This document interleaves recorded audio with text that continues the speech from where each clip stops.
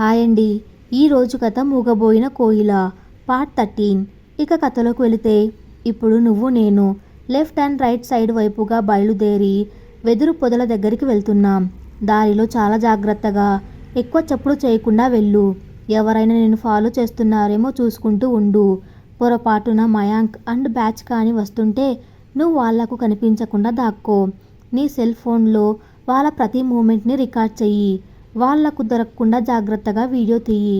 ఒకవేళ నేను కనుక వాళ్లకు దొరికిపోయినా సరే నన్ను సేవ్ చేయడానికి కూడా నువ్వు వాళ్ళ ముందుకు మాత్రం రావద్దు. ఒకవేళ నేను అన్వి వాళ్ళకు దొరికిపోయినా నువ్వు వాళ్ళు మమ్మల్ని ఏం చేస్తున్నారో రికార్డ్ చెయ్యి. ఏం మాట్లాడుతున్నావక్క? ఇందుకా నేను ఇక్కడికి వచ్చింది?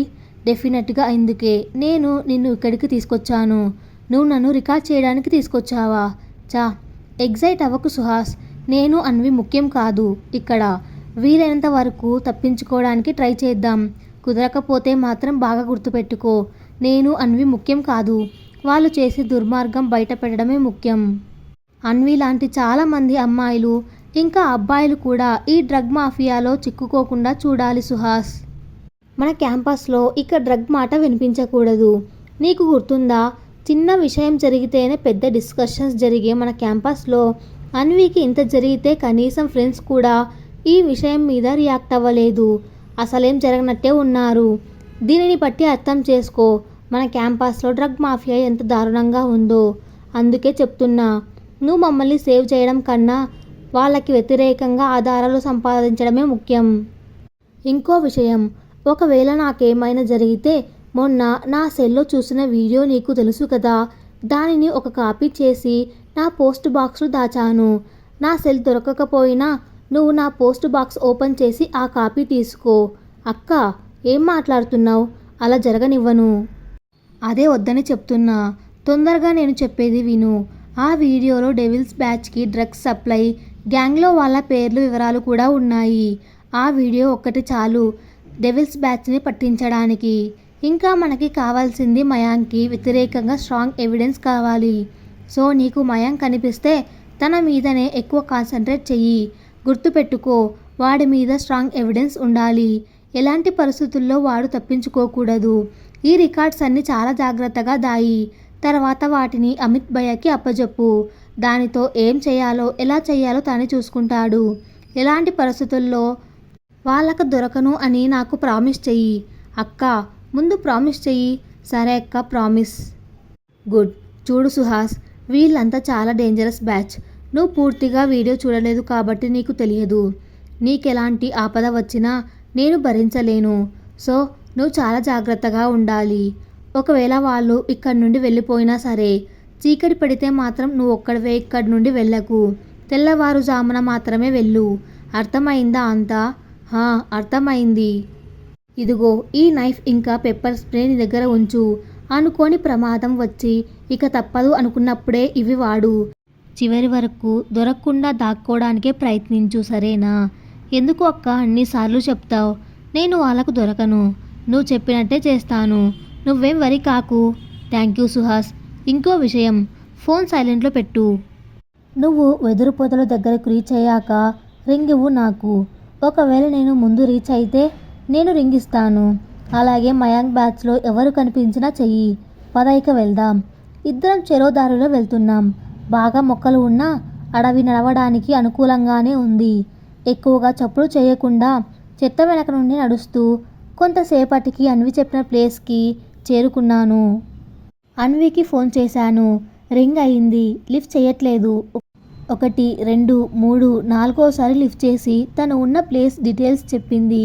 తను చెప్పిన ప్లేస్కి డైరెక్ట్గా వెళ్ళడం సేఫ్ కాదనిపించింది. తను ముందు చెప్పిన ప్లేస్కి ఇప్పుడు చెప్పిన ప్లేస్ దూరంగా ఉంది. ఇంతలో సుహాస్ నుండి ఫోన్ వచ్చింది. అక్క, ఎక్కడ ఉన్నావు? ఇక్కడే, పెద్ద మర్రి చెట్టు కనిపిస్తుంది కదా, దాని వెనక. ఓకే అక్క, ఇప్పుడేం చేద్దాం? అన్వి ఎగ్జాక్ట్గా ఎక్కడ ఉందో అడిగావా ఫోన్ చేసి? అడిగాను. ఇక్కడి నుండి ఈస్ట్ వైపు బాగా ముందుకెళ్తే అక్కడ రెడ్ శాండిల్ వుడ్ ట్రీస్ ఉన్నాయట. అక్కడ ఉన్నా అని చెప్పింది. సరే అక్క, పద వెళ్దాం. ఉండు సుహాస్, తొందరపడకు. అన్వి వాళ్ళని తప్పించుకొని వచ్చి ఇక్కడ దాక్కున్నాను అని చెప్పింది కదా ముందు. అవును అక్క, అయితే ఏంటి? ఇప్పటికే లేట్ అయింది. ఇంకా లేట్ అయ్యి చీకటి పడితే ఇక్కడి నుండి బయటపడడం కూడా కష్టం. ఆగు సుహాస్, చెప్పేది విను. అన్వి నిజంగా వాళ్ళ నుండి తప్పించుకొని వచ్చి దాక్కోవాలి అనుకుంటే ఈ వెదురు పొదలు ఉన్న ప్లేసే కరెక్ట్ ప్లేస్. చూడు ఎంత తిగ్గా ఉన్నాయో పొదలు. ఇక్కడ దాక్కుంటే కనిపెట్టడం కూడా కష్టమే. పైగా ఈ ప్లేస్ హైవేకి దగ్గరగా ఉంది. టైం చూసుకొని పారిపోవడానికి కూడా చాలా అనువుగా ఉంటుంది. ఇలాంటి ప్లేస్ వదిలి అన్వి ఎందుకు అంత దూరంలో ఉన్నా దాక్కోవడానికి అనువుగా లేని శాండిల్వుడ్ ట్రీస్ దగ్గరకు వెళ్ళింది? ఇందులో ఏదో తేడా ఉంది అనిపించట్లేదా? నిజమే అక్క, తను అంత దూరం వెళ్ళాల్సిన అవసరం లేదు. అంటే అన్వి, రెండు జరిగే ఛాన్సెస్ ఉన్నాయి సుహాస్. వాళ్ళు అన్విని బ్లాక్మెయిల్ చేసి కావాలని నన్ను ఇక్కడికి రప్పించడానికి తనతో ఫోన్ చేయించి ఉంటారు. రెండు, పారిపోయి ఇక్కడికి వచ్చిన అన్వి వాళ్ళకి దొరికిపోయి ఉండాలి. రెండిటిలో ఏది నిజమో మనం అక్కడికి వెళ్తే తెలుస్తుంది. సుహాస్, నువ్వు జాగ్రత్తగా ఉండు. ఎలాంటి పరిస్థితుల్లో అయినా వాళ్లకు దొరకకు. నాకు దూరంగా ఉండు. నాతో పాటు నువ్వు కూడా వచ్చావని వాళ్లకు తెలియకూడదు. ముందు అన్వి చెప్పిన ప్లేస్కి వెళ్ళి దూరం నుండి అక్కడ పరిస్థితి గమనిద్దాం. సరే అక్క, పద. నేను మళ్ళీ అమిత్ భయ్యకి కాల్ చేశాను. ఈసారి సిగ్నల్ సరిగ్గా లేక కనెక్ట్ అవ్వలేదు. ప్రజెంట్ లొకేషన్ షేర్ చేసి అన్వి చెప్పిన ప్లేస్కి బయలుదేరాను. దూరంగా ఆగి అక్కడ ఏం జరుగుతుందో అబ్జర్వ్ చేస్తూ సుహాస్కి కాల్ చేశాను. అక్క, నువ్వు చెప్పింది కరెక్ట్. ఇక్కడ అన్వితో పాటు మయాంక్, ఇంకో ముగ్గురు ఉన్నారు. అన్వికి డ్రగ్స్ ఇచ్చి నీకు ఫోన్ చేయించినట్టు ఉన్నారక్క. తనను కట్టేసి ఉంచారిక్కడ. సుహాస్, నీకు రికార్డ్ చేయడానికి అనువుగా ఉండే ప్లేస్ చూసుకొని రికార్డ్ చెయ్యి. ఏది మిస్ కాకూడదు. నేను అన్వి దగ్గరికి వెళ్తున్నాను. అక్క, వద్దక్క, నువ్వు వెళ్ళడం సేఫ్ కాదు. మనం పోలీసులకి ఫోన్ చేసి ఇదంతా చెప్తే వాళ్ళే చూసుకుంటారు. సుహాస్, నీకు పిచ్చెక్కిందా? అక్కడ ఉన్నది అన్వి, నా బెస్ట్ ఫ్రెండ్. ఇప్పుడు పోలీసులు వాళ్ళతో మీడియా కూడా వచ్చిందంటే దాని లైఫ్ మొత్తం స్పాయిల్ అయిపోతుంది. దాన్ని కూడా అరెస్ట్ చేస్తారు. డ్రగ్ కేస్ అంటే బెయిల్ కూడా దొరకదు. అది అమ్మాయి. అలా ఎలా చేస్తాం? కానీ నువ్వు వెళ్ళి తనని ఎలా విడిపిస్తావు? నువ్వు కూడా దొరికిపోతావు. నన్ను కూడా హెల్ప్కి రావద్దంటున్నావు. చూడు సుహాస్, వాళ్ళు చూడకుండా నెమ్మదిగా అన్విని విడిపిస్తాను. అమిత్ భయ్యకి మెసేజ్ చేశాను. ఒకవేళ దొరికినా కొంతసేపు మేనేజ్ చేయగలిగితే తాను వచ్చేస్తాడు. అయినా వద్దక్క, ఇంకేం మాట్లాడకు. నన్ను ఏదో ఒకటి చెయ్యని. తను ఏదో చెప్తున్నా వినకుండా ఫోన్ కట్ చేశాను. అమిత్ నా ఫోన్ లిఫ్ట్ చేయలేదు అని చెప్పలేదు. నన్ను వెళ్ళడానికి ఒప్పుకోడు అని. ఈలోపు మయాంక్ వాళ్ళు అన్వి దగ్గరికి వెళ్ళి ఫోన్ ఇస్తున్నారు. బహుశా నేను వచ్చానో లేదో తెలుసుకోవడానికేమో. అన్వి చెయ్యను అన్నట్టు ఉంది. వెధవ తనని కొడుతున్నాడు. చివరకు తాను నెంబర్ నొక్కుతుంది. ఆకే చేయించాడు. అన్వి నుండి నాకు కాల్ వచ్చింది. నేను లిఫ్ట్ చేశాను. వేదు, ఎక్కడ ఉన్నావు అని అడిగింది. నాకు వెంటనే ఒక ఐడియా వచ్చింది. నేను ఉన్న ప్లేస్ కాకుండా ఆ ప్లేస్కి చాలా ముందుకు వెళ్ళిపోయినట్టుగా చెప్పాను. అప్పుడు వాళ్ళ నలుగురిలో ఇద్దరో ముగ్గురో నా కోసం వెతకడానికి వెళ్తే నాకు అన్విని విడిపించడం తేలిక అవుతుంది అనిపించింది. వాళ్ళు నేను చెప్పింది నమ్మారు. ఇద్దరు నా కోసం వెతకడానికి వెళ్ళారు.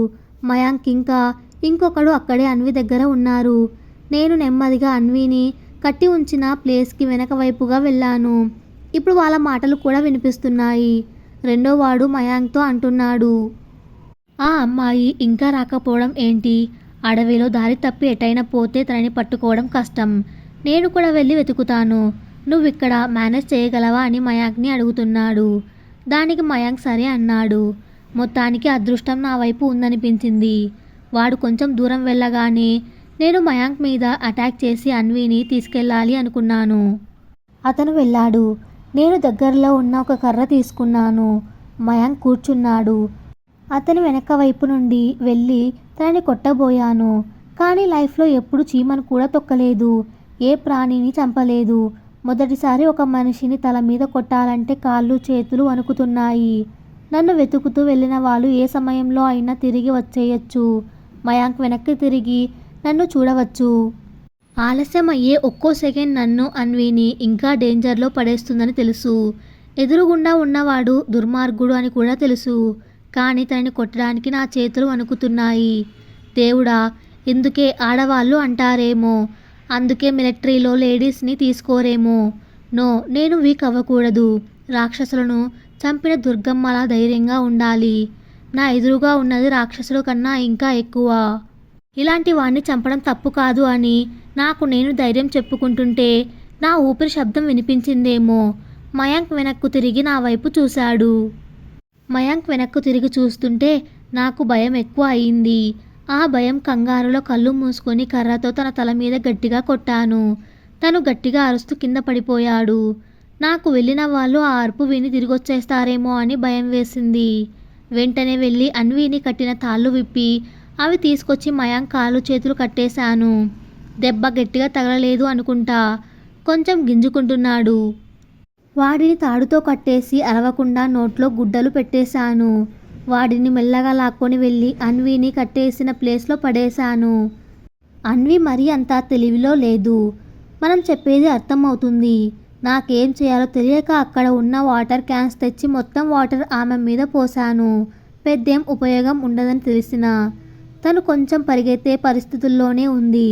వెంటనే సుహాస్కి ఫోన్ చేసి వచ్చేయమన్నాను. అయితే తాను ఒప్పుకోలేదు. వెళ్ళిన వాళ్ళు వెనక్కి వస్తే వాళ్ళేం చేస్తారో అంతా రికార్డ్ చేస్తాను అన్నాడు. ఒకవేళ వాళ్ళు తొందరగా వచ్చి మేము దొరికే పరిస్థితి వస్తే మెసేజ్ చేసి అలర్ట్ చేస్తాను అన్నాడు. నాకు తనని ఒప్పించే టైం లేదు కాబట్టి చేసేదేం లేక అక్కడి నుండి పారిపోవడం స్టార్ట్ చేశాం. పరిగెడుతూ తనను మాట్లాడిస్తూనే ఉన్నా. తాను స్పృహలో ఉండడం చాలా అవసరం నాకు. మా మొదటి టార్గెట్ వెదురు పొదలుగా పెట్టుకున్నాం. అక్కడికి వెళ్ళగలిగితే మేము సగం సేవ్ అయిపోయినట్టే. ఎంత తొందరగా పరిగెడుతున్నా అన్వి అంతగా తెలివిలో లేక మరీ స్పీడ్గా వెళ్ళలేకపోతున్నాం. నాకెందుకో వాళ్ళు మా దగ్గరగా వస్తున్నారేమో అని భయం మొదలైంది. నా అనుమానం నిజమైంది. సుహాస్ నుండి కాల్. మేము వెదురు పొదలకు ఇంకా దూరంలోనే ఉన్నాం. కాల్ లిఫ్ట్ చేశాను. సుహాస్ కూడా ఆయాసపడుతూనే చెప్తున్నాడు. అక్క, మీరెక్కడ ఉన్నారు? వీళ్ళంతా మీకోసం వెతుకుతూ వస్తున్నారు అని. మేము వెదురు పొదలకి కొంచెం దూరంలో ఉన్నామని చెప్పాను. అయితే వాళ్ళు దగ్గరికి వచ్చేస్తున్నారని తొందరగా వెళ్ళమని చెప్పాడు. ఇంతలో అన్వీకి స్పృహ తప్పడం మొదలైంది. నాకేం చేయాలో తెలియట్లేదు. ఇప్పుడు తాను స్పృహ కోల్పోతే మేము వాళ్ళకు దొరికిపోవడం ఖాయం. తన చెంపల మీద గట్టిగా కొట్టడం స్టార్ట్ చేశాను. తనకు మళ్ళీ స్పృహ వచ్చింది. మేము మళ్ళీ పరిగెత్తడం స్టార్ట్ చేశాం. ఇక వెదురు పొదల దగ్గరకు వెళ్తున్నాం అనుకుంటుంటే వాళ్ళ మాటలు వినిపించడం మొదలయ్యాయి. మా మీద, ముఖ్యంగా నా మీద చాలా కసితో మాట్లాడుతున్నారు. నేను దొరికితే ఏం చేయాలో కూడా మాట్లాడుకుంటున్నారు. మేము దగ్గరలో ఉన్న ఒక పొద చూసి దాక్కున్నాం. అది మరీ పెద్ద పొద కాదు, కానీ ఇంకా ముందుకెళ్లాలని ప్రయత్నిస్తే దొరికిపోయే ఛాన్స్ ఉందని అక్కడే దాక్కోవలసి వచ్చింది. వాళ్ళు మేమున్న ప్లేస్కి వచ్చేశారు. అందరూ అన్ని వైపులా వెతుకుతున్నారు. ఎక్కువ దూరం వెళ్ళుండరు. ఇక్కడే ఎక్కడో దాక్కొని ఉంటారు. సరిగ్గా వెతకండి, దొరుకుతారు అంటున్నాడు ఒకడు. మయాంక్ మిగతా వాళ్ళతో ఒక్కసారి అది నాకు దొరకాలి, అప్పుడు చెప్తా అని చాలా కోపంగా అంటున్నాడు. మాకు దగ్గరలోనే నించొని నేను ఒక చేత్తో నా నోరు, ఇంకో చేత్తో అన్వి నోరు మూసేశాను.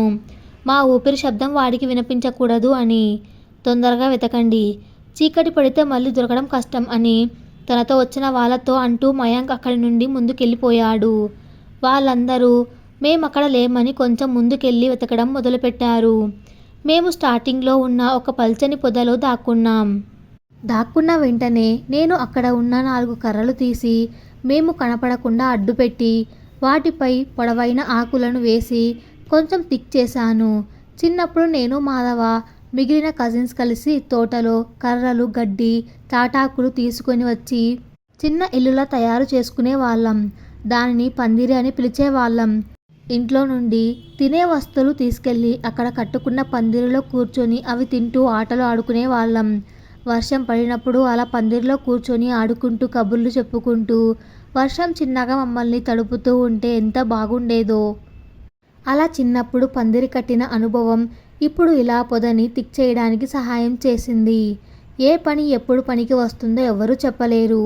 అయితే అంత చిన్న పొదలో, అది అడవి మొదట్లో, వాళ్ళు వచ్చే దారికి ఎదురుగుండా ఉన్న పొదల్లో దాక్కుంటామని వాళ్ళు ఊహించలేదు. వాళ్ళు ఎంతసేపు దట్టమైన మధ్యలో ఉన్న పొదల్లోనే వెతుకుతున్నారు. అదే మమ్మల్ని వాళ్ళ కళ్ళలో పడకుండా రక్షించింది. వాళ్ళు ముందుకు వెళ్ళగానే నేను, అన్వి నెమ్మదిగా నేల మీద పాక్కుంటూ ముందు ఉన్న పొదల వైపుకు వెళ్ళి అక్కడ దాక్కున్నాం. సరిగ్గా వాళ్ళు ఉన్న ప్లేస్కి వెనక వైపున పొదలో ఉన్నాం. కొంచెం దూరంలో వాళ్ళు మళ్ళీ అక్కడ అంతా వెతికి ఇంకా ముందుకు వెళ్ళారు. మేము నెమ్మదిగా నేల మీద పాక్కుంటూ వాళ్ళు ఖాళీ చేసిన ప్లేస్లో ఉన్న పొదల్లో దాక్కున్నాం. ఇలా కొంతసేపటికి మేము వెదురు పొదలకు చివరికి వచ్చేస్తుండగా వాళ్లకు అనుమానం వచ్చింది. ఇక కొంత దూరం వెళితే వెదురు పొదలు అయిపోతాయి. అక్కడి నుండి హైవే 1 కిలోమీటర్ ఉంటుంది అంతే. అందుకే వాళ్లకు డౌట్ వచ్చింది. వెంటనే మయాంక్ ఇలా అన్నాడు, ఏదో తప్పు జరుగుతుంది. ఇంకొంచెం దూరం వెళ్తే ఈ పొదలు కూడా అయిపోతాయి. దాక్కోవడానికి సరైన ప్లేస్ కూడా లేదు. ముందుకెళ్తే ఎంత ఫాస్ట్గా పరిగెట్టినా వాళ్ళు ఇంత దూరం మనల్ని తప్పించుకొని రాలేరు. వాళ్ళు ఇక్కడే ఎక్కడో దాక్కున్నారు. మనం సరిగ్గా వెతకలేదు. బహుశా చీకటి పడే వరకు దాక్కొని అప్పుడు చీకట్లో ఈజీగా తప్పించుకోవచ్చు అని ప్లాన్ చేసుంటారు. మనము బాగా వెతకాలి. ఎలాంటి పరిస్థితుల్లోనూ వాళ్ళు తప్పించుకోకూడదు.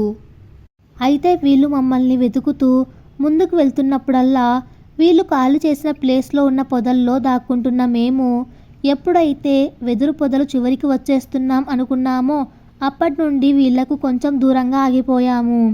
వాళ్ళు మమ్మల్ని వెతుక్కుంటూ చివరి వరకు వెళ్తూ మేము కనిపించట్లేదని ఆలోచనలో పడి మమ్మల్ని పట్టుకోవడానికి వేరే ప్లాన్ వేస్తున్నారో ఆ టైం గ్యాప్లో పొదలో దాక్కున్న నేను ఇక ఏమాత్రం టైం వేస్ట్ చేయకుండా నేను అక్కడికి వచ్చే ముందు హాస్టల్లో వేసుకున్న ప్లాన్ ప్రకారం నా పనులు చేయడం మొదలుపెట్టాను. నేను తెచ్చుకున్న నా చిన్న ట్రావెలింగ్ బ్యాగ్ ఓపెన్ చేసి అందులో ఉన్న వస్తువులు తీస్తున్నా. ఇంతలో అన్వి, సారీ వేదు, నేను నిన్ను చాలా ట్రబుల్లో పడేశాను. నా వల్ల నీ లైఫ్లో చాలా కష్టాలు వస్తున్నాయి. నన్ను క్షమిస్తావా? నేను నీకు చాలా అన్యాయం చేశాను. నాకెందుకు నువ్వు హెల్ప్ చేస్తున్నావు? నన్ను అసహించుకోకు అంటూ పిచ్చి పిచ్చిగా సంబంధం లేకుండా మాట్లాడడం మొదలుపెట్టింది. అన్వి, నువ్వు నాకేం అన్యాయం చేశావో నాకు తెలియదు, కానీ ఇప్పుడు ఇలా మాట్లాడితే మాత్రం మనిద్దరం ఆ వెధవల చేతుల్లో అన్యాయం అయిపోతాం. కాబట్టి నువ్వు మాట్లాడడం మానేస్తే నాకు నీకు కూడా మంచిది. కావాలంటే నాకు పనిలో హెల్ప్ చెయ్యి. ఏం చేయాలో చెప్పు వేదు. ఇవిగో, ఇవి పొడవుగా లూజ్గా ఉండే కుర్తీలు. నువ్వు ఎలాంటి పరిస్థితుల్లో ఉన్నావో తెలియదు కదా, అందుకే నీకు వేయడానికి అని తీసుకొచ్చాను. ఈ పరుగులు వెదురు పొదల మధ్య దాక్కోవడం వల్ల మనిద్దరి డ్రెస్సులు చిరిగాయి. ముందు మనం వేసుకున్న డ్రెస్సు మీదనే ఈ కుర్తీ కూడా వేసుకుందాం. ఇదిగో, ఇది నువ్వు వేసుకో. సరే వేదు.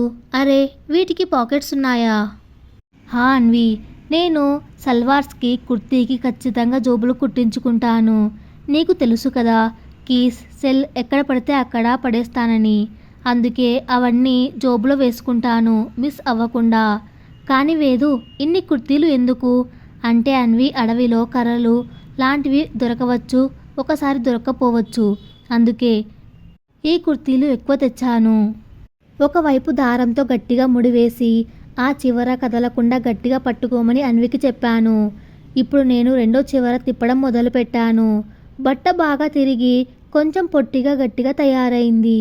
అది బాగా గట్టిగా తయారయ్యాక రెండో చివర కూడా ముడివేశాను. అలాంటివి 2 చేసుకున్నాం. దానిని కూడా తెచ్చుకున్న పెట్రోల్ ముంచి ఉంచాను. తర్వాత ఇక్కడికి వస్తూ కారం ప్యాకెట్ ఒకటి పెద్దది మా మెస్ నుండి తీసుకొచ్చేశాను. అలాగే కొన్ని కర్చీఫ్లు కూడా.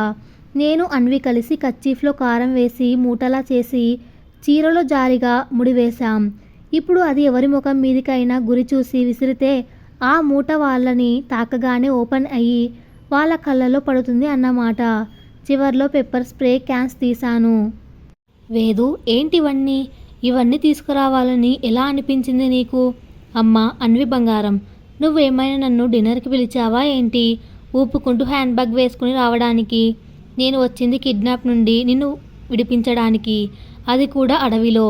నేను జాగ్రత్తగా ఉంటూనే నిన్ను రక్షించాలి కదా, లేకపోతే ఇద్దరం వాళ్లకు ఒకటి కొంటే ఒకటి ఉచితం ఆఫర్ లాగా దొరికిపోతాం. అందుకే ఆలోచించి మన సేఫ్టీ కోసం అప్పటికి నాకు గుర్తొచ్చినవన్నీ బ్యాగ్లో వేసి తీసుకొచ్చేశాను. ముందు ఈ కారం ప్యాకెట్స్, పెప్పర్ స్ప్రే టిన్స్ నీ పాకెట్లో వేసుకో. అవసరం అనిపించినప్పుడు వాళ్ళ మీద విసిరేయి. ఇంకా మనం పరిగెత్తేటప్పుడు ఈ మధ్యదారిలోనే ఇద్దరం కలిసే పరిగెట్టాలి. వాళ్ళు వస్తున్నారు, దొరికిపోతాను అన్న కంగారులో అటువైపో ఇటువైపో పరిగెత్తకు. ఇద్దరం ఒకరికి ఒకలం హెల్ప్ చేసుకుంటూ ఈ మధ్యదారిలో నుండే వెళ్ళాలి. ఒకవేళ నువ్వు వేరు నేను వేరు అయ్యి ఒకరు వాళ్ళకు దొరికినా ఆ ఒక్కరిని అడ్డు పెట్టుకొని రెండో వాళ్ళను బెదిరించవచ్చు లేదా అడవిలో దారి తప్పిపోవచ్చు. సో ఇద్దరం ఒకే చోట ఉంటూ హెల్ప్ చేసుకుంటూ మధ్యదారిలోనే వెళ్ళాలి. అప్పుడే మనం సుహాస్ ఉన్న చోటికి చేరగలం.